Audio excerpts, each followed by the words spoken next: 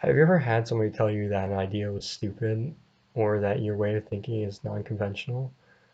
I once had an art teacher in the third grade come up to me and tell me that my picture wasn't realistic because I had drawn Santa on top of my house and when all the other kids were following the directions of the teacher. This day, I use that as a chip on my shoulder to never be afraid to follow my instincts, and we as the future generation of this planet must remember innovation and non-conventional thinking can change the world and our own situation. I was watching a TED Talk done by entrepreneur Stephen Bartlett, and he talks about how future entrepreneurs should follow their instincts. He was a college dropout, maxed out all his credit cards, had days where he just had to eat nothing but wheat and milk, and despite all of his failures and his hardships, he stayed true to his heart and his instincts that he could be successful, no matter what society told him what he should do. If you were to tell your parents right now, hey, mom and dad, I'm just going to drop out of college and pursue this really cool dream I think that I could accomplish if I just have some investors, some money that I make, how do you think they would react? Would they support you or would they just think you're crazy and not support you at all? Society said that in order for Stephen to hire the best candidates when he got to that point where he was able to hire candidates, that he would have to go through the typical hiring process, applications, interviews, determining who's going to be the best for which position.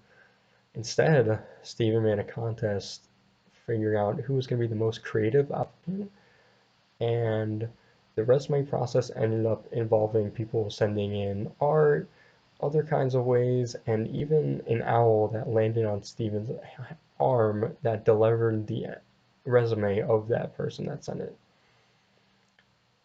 Society said that in order to reach investors, you have to contact them through formal ways, emails, Mr. and Mrs., phone calls, talking to the front desk, all these little insignificant ways to contact people.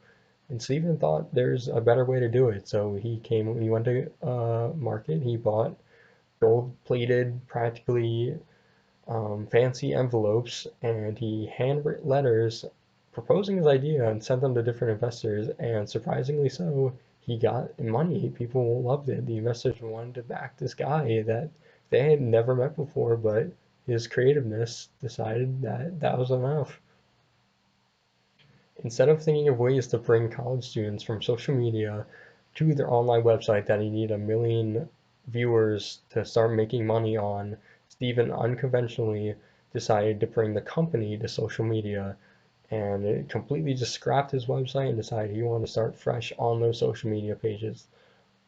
With all these unconventional ways that only Stephen thought could work, ended up creating one of the biggest social media marketing companies in Europe and is slowly growing to be one of the biggest companies in the world. And that is called Social Chain, which in doing so propelled Stephen from college dropout and people that always looked down on him into the person he is today. But the main thing is, nothing inside Stephen never changed. He never changed himself, he never changed his attitude.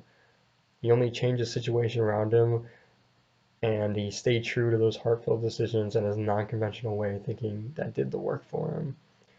If you could take anything away from this video, from my analysis of this TED Talk, it would be to listen to your heart, shoot for the sky, land on your face a few times, but get back up, and never let anybody tell you that you can't make it or your ideas aren't smart enough. Thank you.